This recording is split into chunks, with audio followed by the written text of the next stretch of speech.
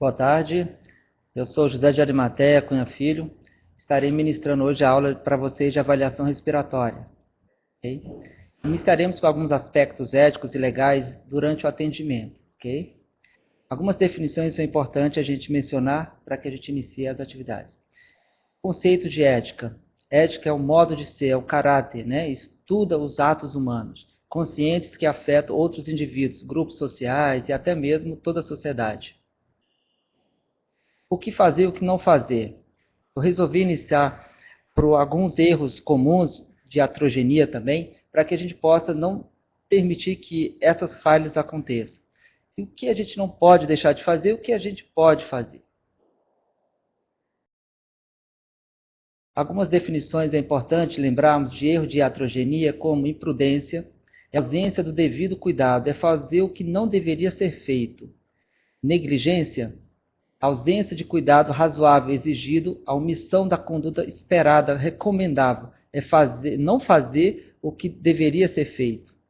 A definição de imperícia é a falta da competência, análise da observação das normas existentes para o desempenho da atividade, despreparo profissional, desconhecimento técnico da profissão. É fazer mal o que deveria ser bem feito. Isso nós chamamos de imperícia.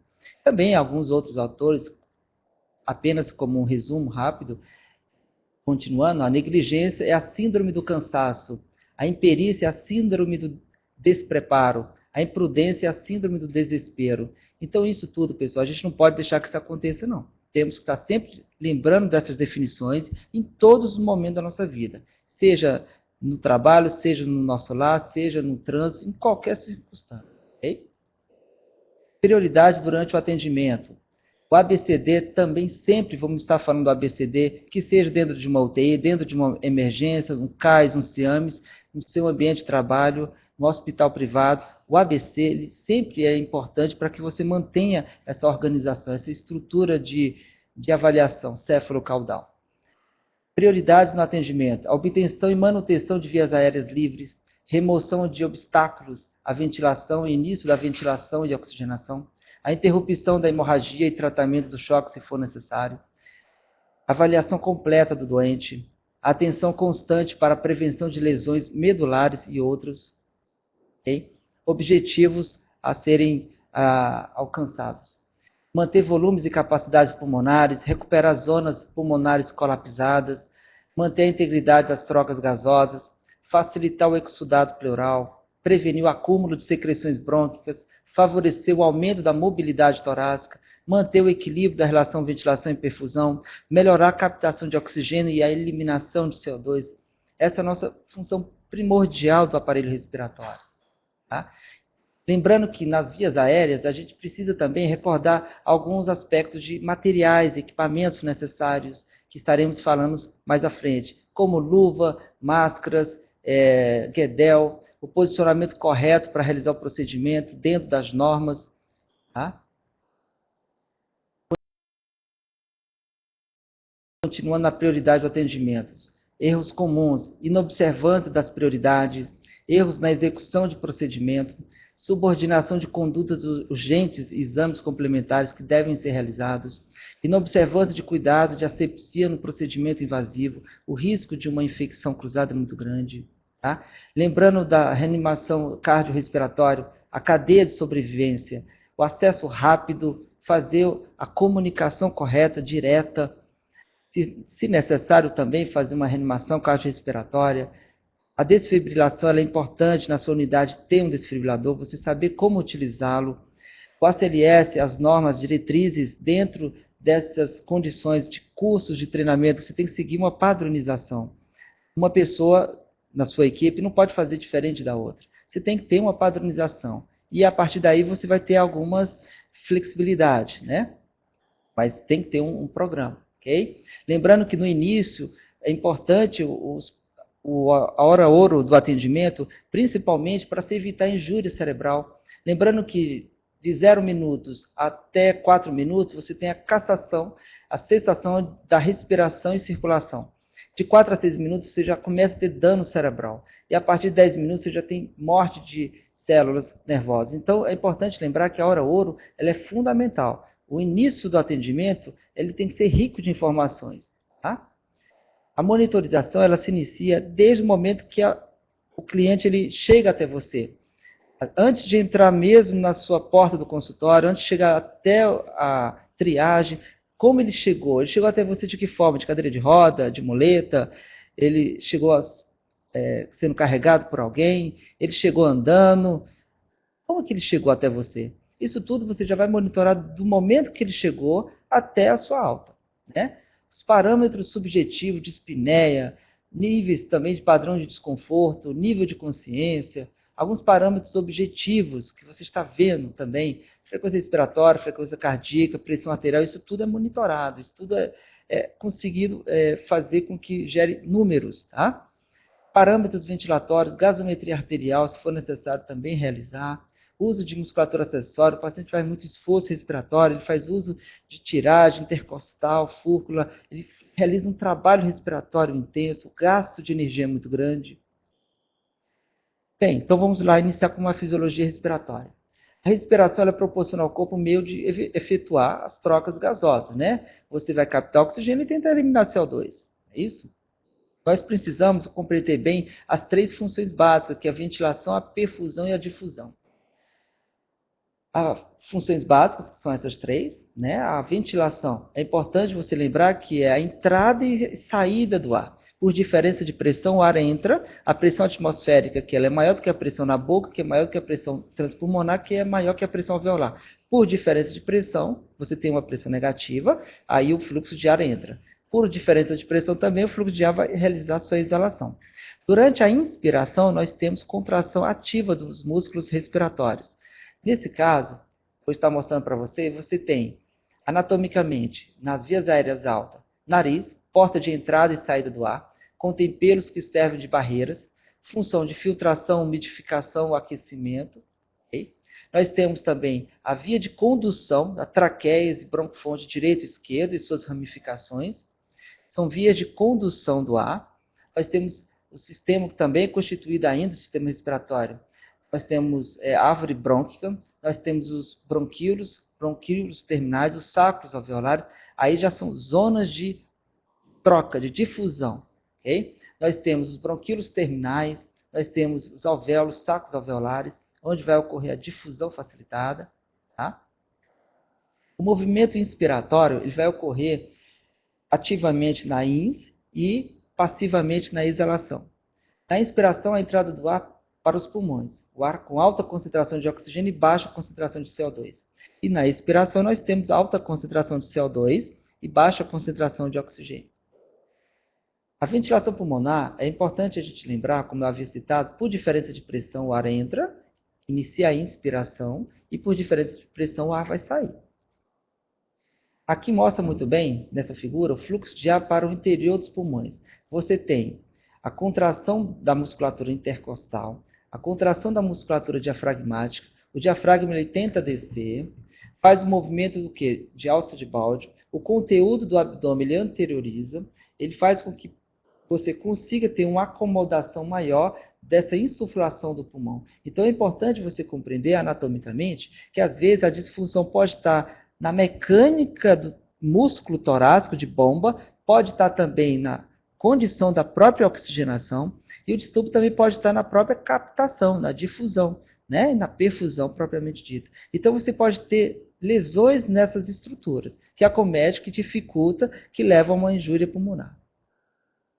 Você pode ter na exalação fluxo de ar sai por diferença de pressão.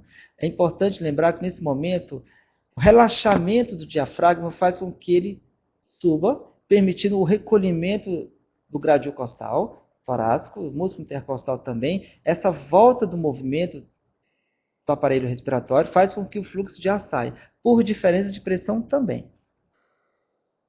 É importante lembrarmos que a resistência das vias aéreas, em condições normais, o calibre das vias aéreas é tão grande que praticamente não oferece nenhuma resistência à passagem do ar. Isso numa pessoa normal. A resistência total é tão pequena que gradientes mínimos de pressão conseguem gerar um bom volume corrente. Por exemplo, 1 milímetro de mercúrio é uma pressão mínima, que consegue gerar um volume corrente de 500 ml. Isso é muito bom. Diferente de, por outro lado, a variação de calibre. O estreitamento de calibre por uma obstrução ou por uma restrição, uma doença obstrutiva ou restritiva, isso pode causar o quê?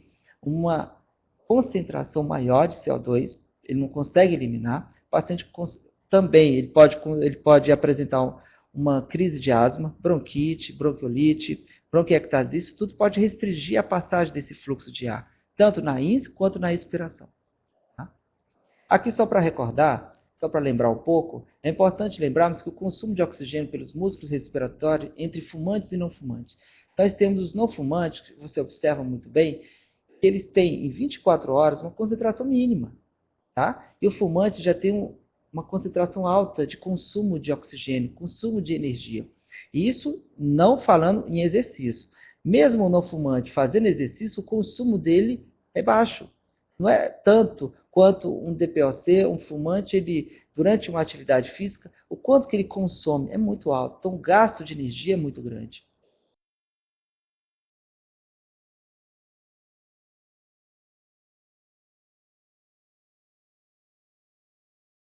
Tipos de ventilação. Nós temos vários tipos de ventilação. A eupneia é a respiração normal, sem qualquer desconforto. A taquipneia é o aumento da frequência respiratória, não se acompanha necessariamente a hiperventilação. Então, o paciente ele pode estar ansioso, o paciente ele pode apresentar um aumento dessa frequência respiratória, mas que não tem fundo patológico. Tá?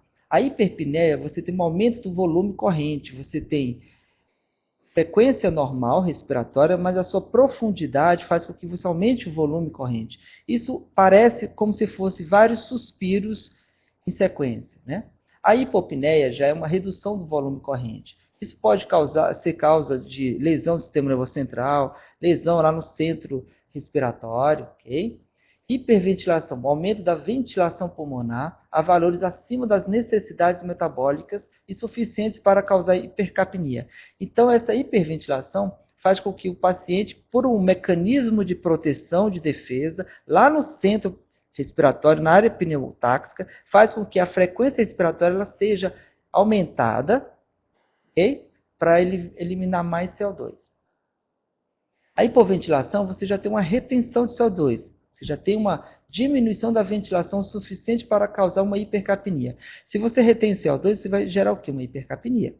Tá? Também é a mesma coisa. Se você tem uma hipoventilação, o centro respiratório também vai mandar uma informação para que não aconteça esse aprisionamento, esse ar trap de CO2. Okay?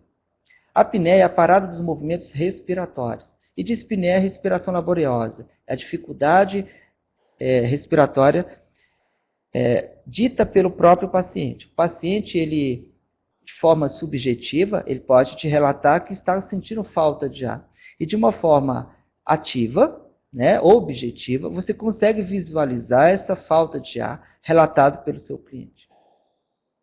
Ortopneia, dispneia de decúbito, melhora quando o paciente passa de deitado para sentado, ele fica na posição de bipedestação, posição de pé. E isso é importante porque depois vocês vão ver nas entrevistas, nas histórias, como que ocorrem essas mudanças de posição. Isso influencia a ventilação? Claro, não tem dúvida. Padrões respiratórios. Padrões respiratórios normais, né, o último. Padrões respiratórios do tipo apnêutico. Padrão respiratório de Kussmaul é um padrão patológico, muito comum em acidose diabética, também comum em TCE, lesões do sistema nervoso central. Respiração de Biot, causado por doenças que causam lesão cerebral, como meningite, aumento da pressão intracraniana, também você tem um padrão irregular. Você tem muito comum a respiração patológica tipo Cheyne-Stokes, por depressão cerebral, por também insuficiência cardíaca congestiva, doença de Chagas, drogas, hipóxia, isso tudo pode também contribuir a uma respiração patológica Cheyne-Stokes. Tá?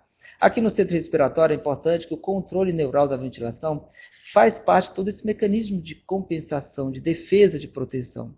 Ao ponto que você tem uma baixa concentração de oxigênio, você manda a informação lá no centro respiratório para que receptores carotídeos, receptores químicos vão perceber essa variação de oxigênio e vai mandar uma informação para o centro respiratório para compensar isso. Okay? Então é importante esses controles químicos da respiração. Nós temos o controle da ventilação e o controle químico da ventilação. O controle químico é muito importante essa variação de CO2 e a variação de oxigênio. São eles que controlam a sua ventilação, são eles que controlam a entrada e a saída desse ar. Okay? Então, se o CO2 também estiver muito baixo, a variação desse CO2 vai ser captado pelos estímulos dos nossos controles químicos e eles vão mandar informações para que há aumento da frequência ou diminuição da frequência ou diminuição da profundidade e da sua intensidade do ciclo da respiração. Isso tudo é de controle do centro respiratório. Tá? Essa variação de volumes e capacidades é importante a gente conhecer e relembrar, porque se tivermos um volume de ar pequeno, um volume corrente, que é o volume que vai ser acomodado a cada ciclo respiratório, se o volume de ar estiver baixo, quem controla esse volume é o receptor vago. Ele manda um estímulo lá pelo nervo frênico até a área do centro respiratório e faz com que aumente o quê? A frequência respiratória como resposta. Okay? Então, esse controle dessa variação de volume, o nervo vago, ele tem essa responsabilidade. Então, é importante conhecermos que o volume corrente, ele é o volume que vai acontecer a cada ciclo, né, da sua inspiração. Mas se você fizer uma inspiração mais, suspiro maior, puxar mais um fluxo de ar, você tem já a soma do volume corrente mais a capacidade inspiratória. Lembrando que, se você tenta exalar o máximo, você não consegue. Ainda assim, você tem um volume residual. Tá? Esse volume residual é importante para que mantenha, garanta os alvéolos ainda abertos. Mantenha o surfactante, mantenha a tensão superficial mais baixa para garantir o alvéolo mais aberto. Então, a gente não consegue fazer uma exalação completa. Não, mesmo com equipamentos de mensurações desses volumes, capacidade, a gente não consegue mensurar esse volume residual. Então, é importante sabermos que o volume residual é o volume que fica após uma exalação máxima.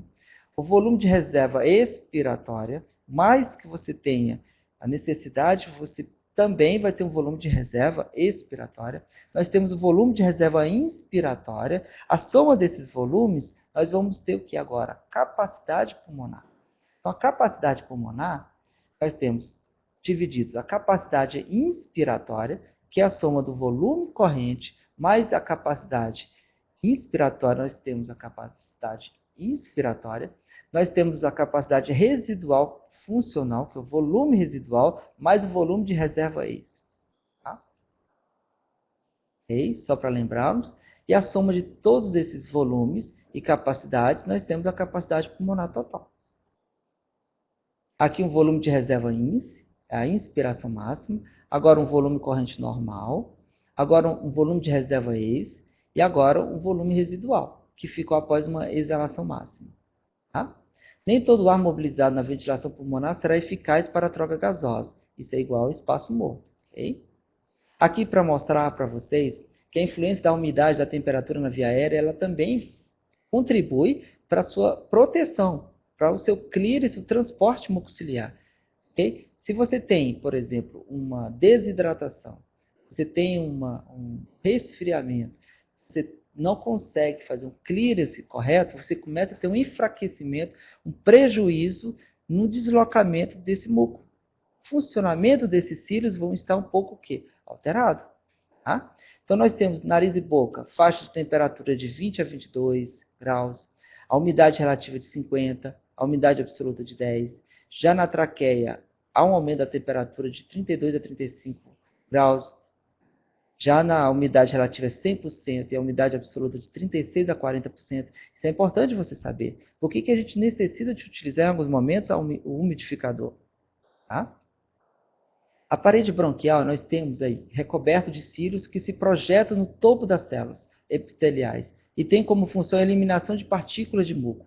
Se você tem um endurecimento, o muco ele fica mais espesso, isso dificulta o seu desprendimento, o seu deslocamento.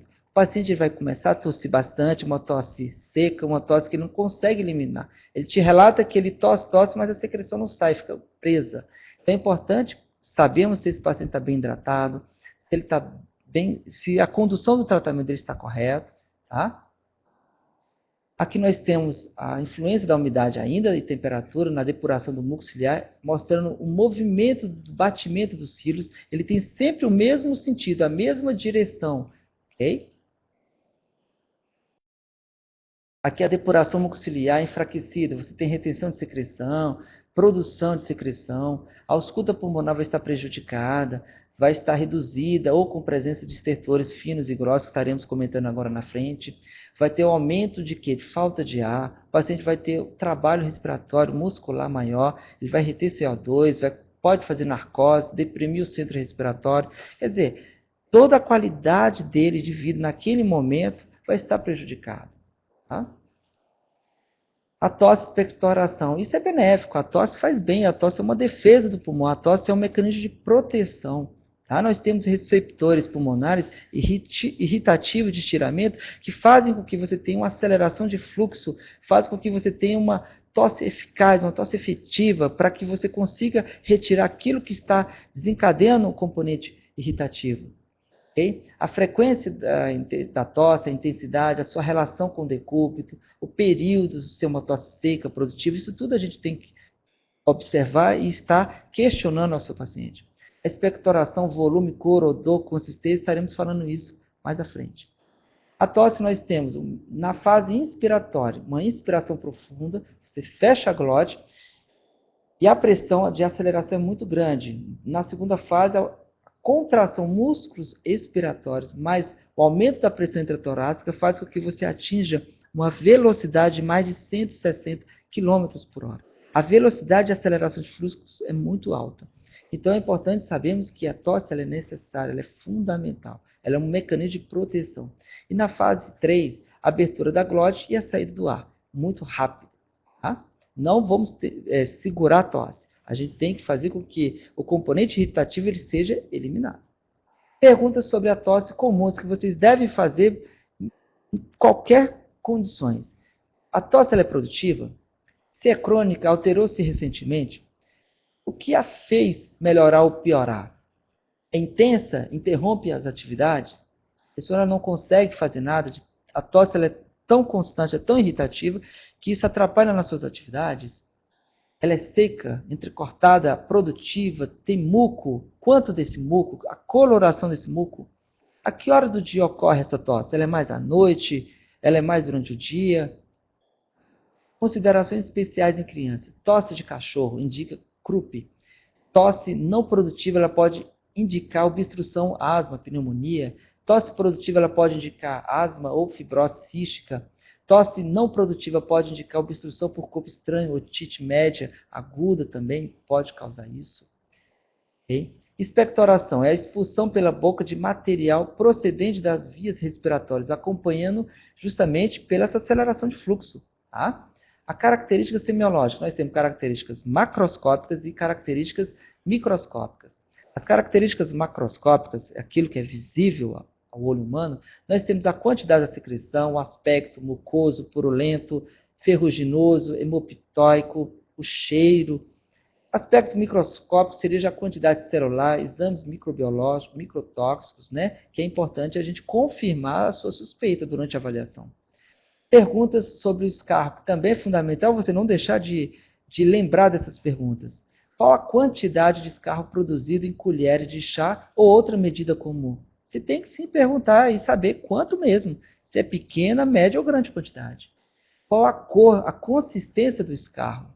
Se o escarro é um problema crônico, ele já tem isso já há vários anos, sempre na mesma época, isso volta à tona. Se o escarro é um problema crônico, alterou-se recentemente, achados anormais, hemoptise em idosos, pode estar relacionado com anticoagulação, alteração na sua alimentação, na sua dieta, ou medicamentos também podem interferir também, se ele faz uso de anticoagulante. Então é importante você saber também o que está associado a essa tosse. Tá? Obtenção da história da saúde do seu cliente. É importante você fazer perguntas abertas, conduzir a entrevista em várias sessões curtas. Sempre que você pode, você tenta buscar mais informações, tá? Durante o período de intervenção. Estabeleça uma relação com o cliente. Ganhe a sua confiança, sendo sensível à sua preocupação e sentimento. Preste atenção a respostas não verbais. O corpo, pessoal, ele fala. Nem tudo que o paciente diz, é claro que você vai levar em consideração, você vai registrar, mas o corpo ele fala. É importante você saber identificar esses sinais presentes ativamente. Queixa principal. Quando o cliente notou o problema pela primeira vez? Isso faz muito tempo? Isso foi recente? Foi ontem? Hoje? Que horas? Quando que isso começou? Quais a semelhança com episódios anteriores? Antes, quando acontecia, era a mesma? Era do mesmo jeito? Era a mesma intensidade? Isso? Que medidas de alívio foram de ajuda ou inúteis? O que você fez? Você tomou líquido, você tomou remédio por conta própria, remédio caseiro, você fez uso de medicamentos, se automedicou. O que você fez para aliviar esse desconforto? Ou que não respondeu ao que você realizou? É importante você saber o que ele tomou. História atual, dados biográficos, também é fundamental a idade do paciente, o gênero, estado civil, educação e ocupação, ambiente religioso e etnia. Isso é fundamental. Até que ponto é importante você saber, conhecer o seu cliente, para você saber as informações que você vai poder levar até ele. Que tipo de condições de treinamento, de educação você pode oferecer a essa pessoa. Não adianta você usar termos técnicos, você tem que conhecer termos mais simples, explicar de uma forma mais clara, mais objetiva. Tá? Análise dos sintomas, o início dos sintomas, incidência, vamos estar falando sobre cada um deles. A duração dos sintomas, mudança com o tempo, fatores que pioram ou melhoram, localização, a qualidade, o ambiente em que ocorreu. Isso é fundamental. Agora a gente vai estar iniciando mesmo a avaliação respiratória. A história atual, quando que isso iniciou? Quando os sintomas ocorreram pela primeira vez? O início foi súbito, foi gradual? A incidência, com que frequência ocorreram os sintomas? Por exemplo, ele descreveria a dor como constante, intermitente, piora, né, progressivamente, ou aumentando ou diminuindo esse desconforto. Então, isso tudo você tem que registrar e você tem que perguntar. Tá? A duração desses sintomas, desconforto respiratório, quanto tempo dura os sintomas? Poucos minutos e depois alivia? Use termos precisos para descrever as respostas, como 30 minutos após a refeição, 2 vezes por dia ou durante 3 horas. São termos fáceis da pessoa lhe informar. Tá? Hábito, como os sintomas mudou com o tempo, caracterizar os sintomas, faça-o descrever. O hábito do paciente, o seu local de trabalho influencia, ele tem reação alérgica, ele tem uma condição, uma aversão à poeira, isso tudo interfere, pode contribuir para que ele tenha uma crise de asma, para que ele possa desencadear um desconforto respiratório. Então, o hábito dele, ele dorme bem, ele... Quais são as suas atividades? Seu hábito mesmo, dia a dia, tá? Sua ocupação. Fatores agravantes, claro, o que aumenta a intensidade dos sintomas? Algumas coisas ele sabe que se ele fizer, isso pode aumentar seus sintomas.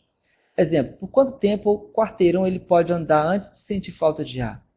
Muitas vezes o paciente sabe que se ele der uma volta de 500 metros, ele pode cansar mais do que deveria.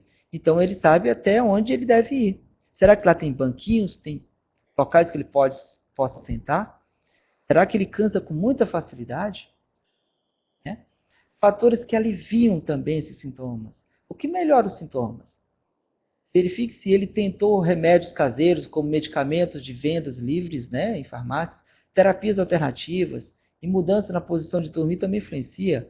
Às vezes, a restrição da posição de decúbito dorsal faz com que o movimento do diafragma ele modifique na posição sentada, altere também na posição de pé.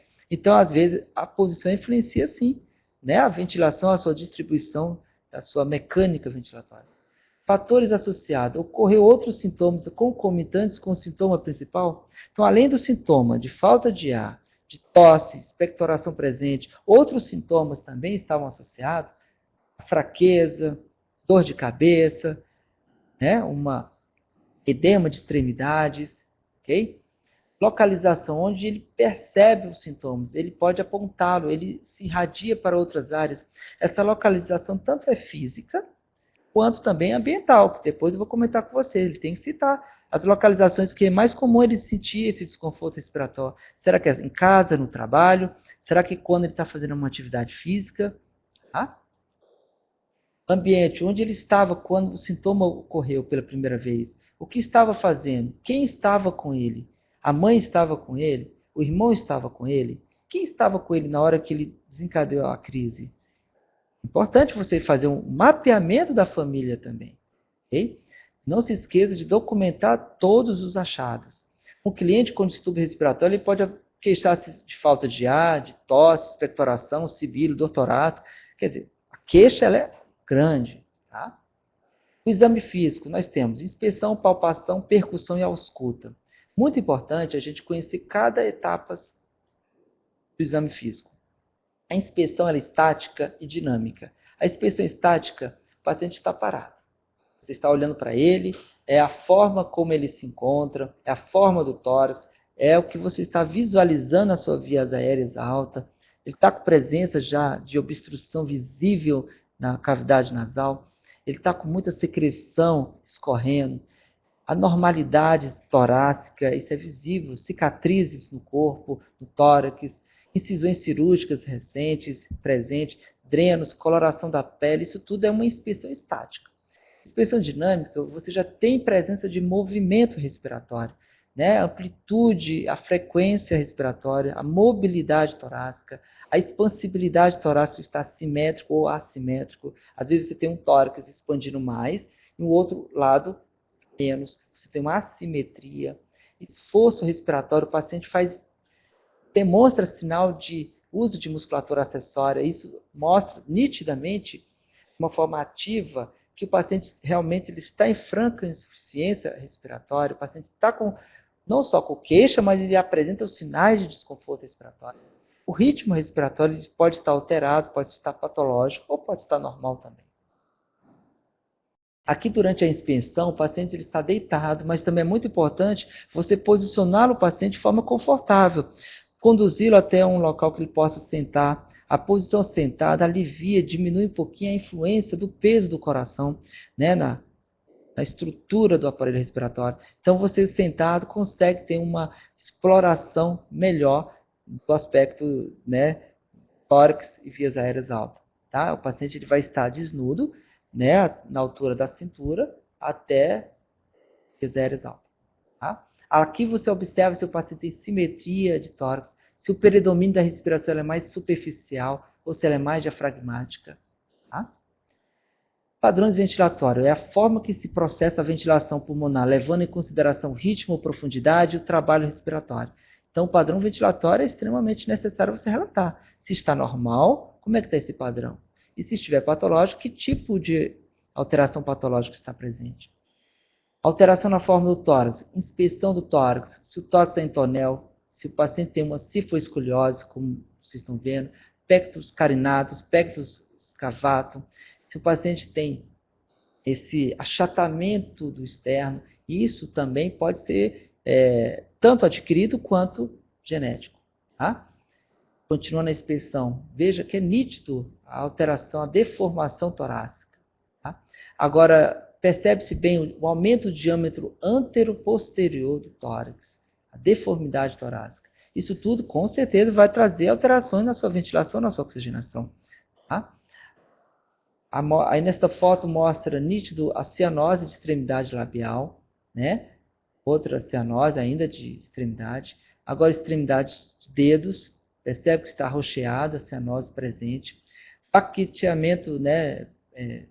Dedo, você tem acropaquia, né? Que seria o momento do ângulo de mais de 160 graus entre ponta da unha até a seu limite. Você tem uma causa ainda idiopática. Isso é muito comum em estudo de pacientes com hipóxia crônica, tá? Muito comum esse tipo de baqueteamento de dedo, tá? Do tipo de tambor. Palpação, estrutura da parede torácica. Você vai apalpar para tentar perceber edema, se o calor, a temperatura está elevada, se há presença de enfisema subcutâneo, extravasamento de ápio subcutâneo, coleções, se tem massa, se tem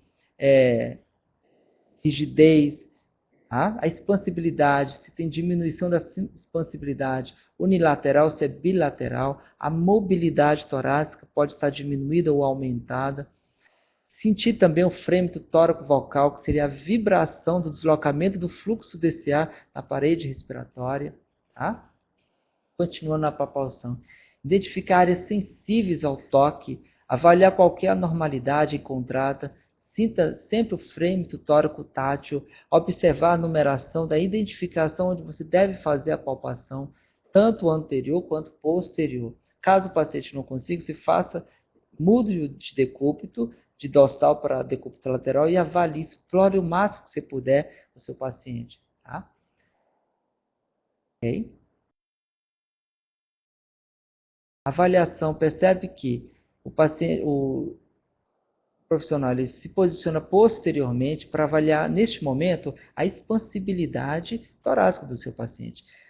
Durante a inspiração que você solicita ao paciente respirar pela boca, o tórax faz com que a sua mão se desloque lateralmente e mais superior, eleva. Então, você mede quanto de centímetro essa expansibilidade ela aconteceu, tá? Aqui para você fazer a palpação diafragma intercostais superior e inferior, muito importante. Esses são imagens que mostram como é feito os testes de força muscular inspiratória com o uso de manovacômetro, tá? Você pode utilizar em pacientes mesmo em ventilação mecânica, quanto também em pacientes com respiração espontânea. A percussão é extremamente importante para você avaliar o som, deslocamento do fluxo de ar em regiões do aparelho respiratório. O som, claro, atimpânico é um som normal, é a respiração normal. Durante a percussão, existe uma presença importante naquela área de pulmão, de aeração, tá? Submaciez já tem uma diminuição dessa aeração, você já tem uma área já mais restrita de ar, tá? São regiões inferior-external. O som claro timpânico, que é muito comum também, espaço de traube, estômago, maciez, presença de... Houve uma diminuição grande de murmúrio vesicular, de presença de ar. Já o maciez é uma região que tem mais massa, é o fígado, né? Mais à direita, região inframamária. Tá? Nessa figura mostra bem onde tem som claro pulmonar, é onde tem a presença do pulmão realmente, né? Onde tem a presença de ar. O espaço de Trauber, o timpanismo, que é mais a base pulmonar, tem menos, o murmúrio já está mais diminuído, né? Houve uma diminuição. Submaciez, o imaciez, onde já tem mais uma presença de líquido, presença de massa, né? Uma região mais densa, ok?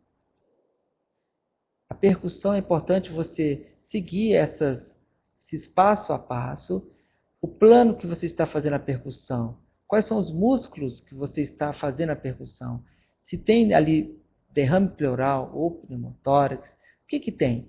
Então o plano é importante, notas de percussão, ok? Maciez, fígado, ou é a sua localização do fígado, ou o paciente tem pneumonia, se o som está ressonante, se é porque tem presença de aeração, a localização é pulmonar, se o paciente também tem bronquite crônica, como é que é isso? A gente precisa fazer essa relação da percussão, a localização que se faz a percussão e o que o paciente tem de diagnóstico patológico. Tá? Okay? Timpanismo, né? Borbulha gástrica, pneumotórax grande, presença de ar no subcutâneo. Ainda a percussão, você faz o quê? Posiciona a sua mão e faz movimentos de um dedo apenas em superfície de outro falange. Tá? Essa percussão é extremamente importante você fazer sempre comparando o lado direito com o lado esquerdo, o lado superior com o lado inferior. Okay? Aqui ainda o alinhamento, né, o externo, o ângulo do externo, pontos de referência. Aqui você tem ainda linhas médias claviculares, linha axilar média, linha na posição lateral, que é muito importante, anterior axila, linha média, anterior axila. Posteriormente, você também tem a linha vertebral, a região supraclavicular, a espinha da escápula. É importante essa revisão anatômica para que você possa realmente saber descrever bem o que você está visualizando. Okay? A ausculta pulmonar também, ela respeita a anatomia. Nessa figura mostra muito bem que os lobos superiores, eles têm um diâmetro, calibre maior. Então, o murmúrio é mais intenso, é mais audível. Já as regiões médias e regiões inferiores, a ausculta já está diminuindo. Tá? Por quê? Porque há uma presença de perfusão maior. Então, há uma diminuição dessa aeração. Okay? Sempre é importante lembrarmos que a ausculta ela é sempre comparativa, lado direito e lado esquerdo. Na posição lateral também, conhecer o lobo superior anatomicamente, lobo médio, lobo inferior. Isso é fundamental até para que você possa fazer alguns achados. Você depois, através de alguns exames, você vai confirmar sua suspeita. Tá? Até então, você pode ter um murmúrio vesicular diminuído, um terço inferior na base esquerda, por exemplo. Você sabe que está um murmúrio diminuído, mas é o raio-x que vai mostrar se tem atelectasia, se tem uma massa, se tem uma condensação. Ok? Aqui mostra muito bem ainda os sons pulmonares, que vão estar também diretamente ligados a essa ramificação anatômica, ao diâmetro de condução desse fluxo. Bom?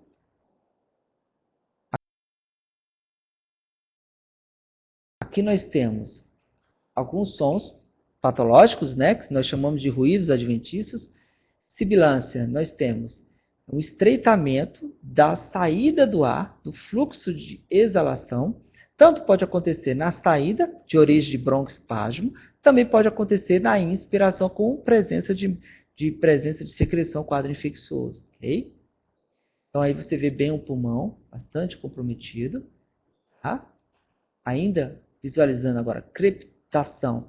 Crepitação também é muito comum você lembrar da mecha do cabelo, tá? Essa mecha do cabelo, nós temos crepitações finas e grossas.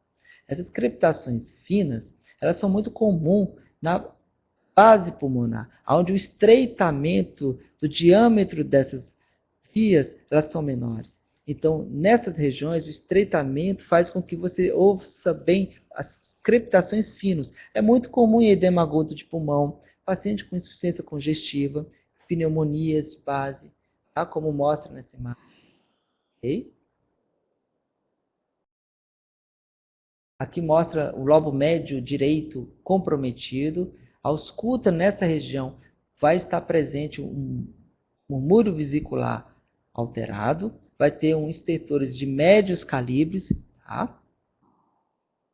Agora você tem o pulmão direito completamente velado, sem presença de aeração, há uma obstrução impedindo o deslocamento de fluxo para o lado direito. Você tem um desvio da traqueia, você tem, através da imagem de boa penetração escura, o lado esquerdo mostrando visivelmente o pulmão normal e o direito completamente atelectasiado.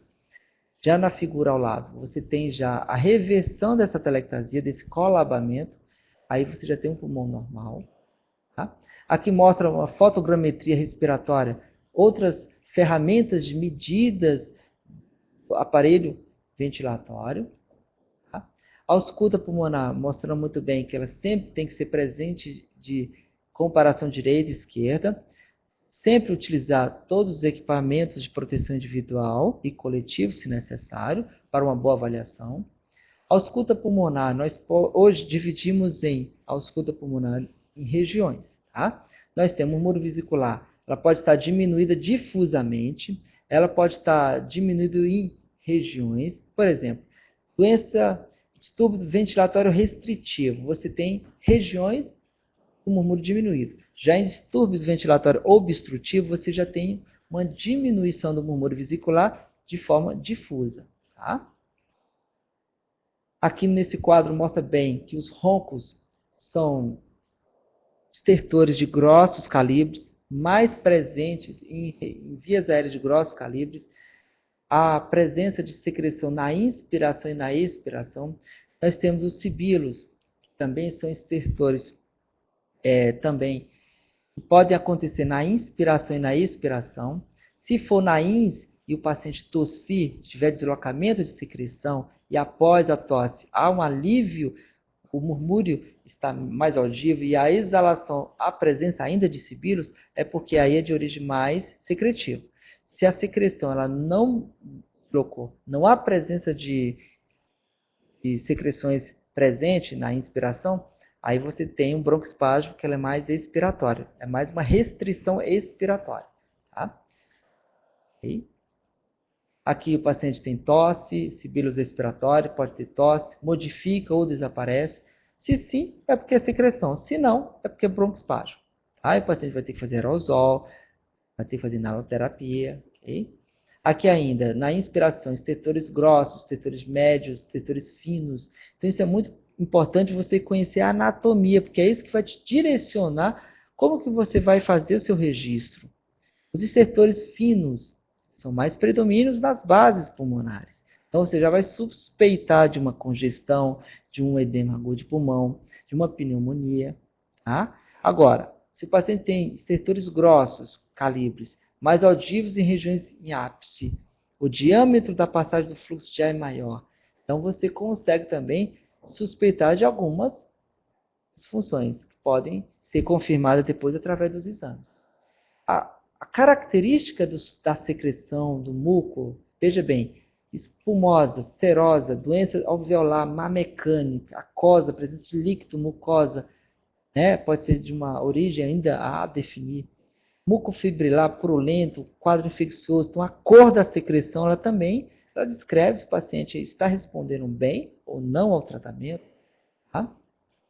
Secreção é fundamental. Doenças respiratórias, elas podem ser hoje separadas em doenças de bomba, de Foley, de mecânica muscular, que interferem muito na ventilação, na entrada e saída desse ar, e doenças que comprometem mais a função mesmo do pulmão, que seria a troca gasosa, a difusão, o distúrbio na oxigenação. Então você pode ter um distúrbio hoje de ventilação e distúrbio de oxigenação e ambos. Aí você pode ter um distúrbio misto. Tá? Okay? Nesse diagrama você tem um distúrbio de ventilação restritivo, né? O volume corrente é menor pela restrição, o componente elástico está alterado, existe uma restrição mecânica, a frequência respiratória aumenta para compensar, o trabalho respiratório, o consumo é maior, ok? Aqui num paciente com asma, broncoconstricção, hiperinsuflação dinâmica, aprisiona o ar, ele não consegue sair. Então o paciente tem um trabalho respiratório maior, faz um PIP intrínseco, um alto PIP, um artrape, ok? Então aqui você vê bem que o CO2, quando ele é aprisionado, você pode ter várias causas. Pode ser alterações da mecânica, que faz com que você retenha o CO2, pode ser por uma obstrução, pode ser por uma alteração do intestino mesmo, pode ser por uma alteração também por obstrução alta, que pode impedir com que esse ar saia.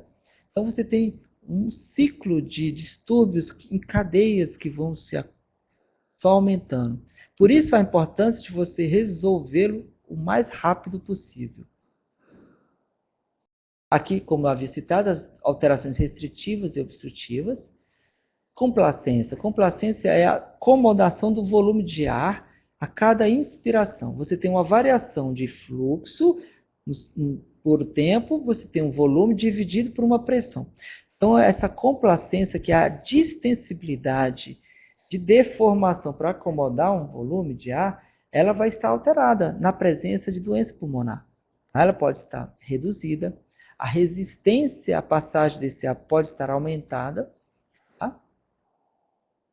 A resistência na presença de roncos sibilos pode prejudicar isso ser elevado. O paciente faz uma frequência respiratória maior para compensar esse volume que fica baixo.